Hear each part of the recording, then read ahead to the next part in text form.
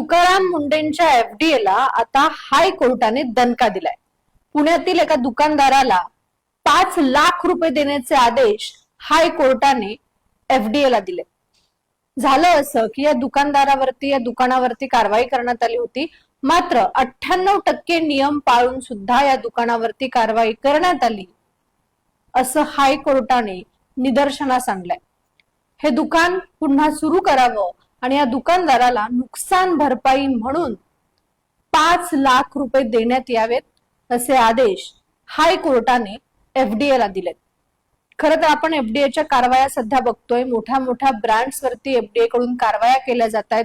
आपण जे रोज खातोय ते कशा प्रकारे अत्यंत वाईट पद्धतीने बनवलं जात आहे हे आपल्या समोर आलेलं आहे. पण कारवाईचा अतिरेक होतोय असं हायकोर्टाने निदर्शनास आणलंय. तुम्हाला या सगळ्या बाबतीत काय वाटतं? कमेंट बॉक्समध्ये नक्की सांगा.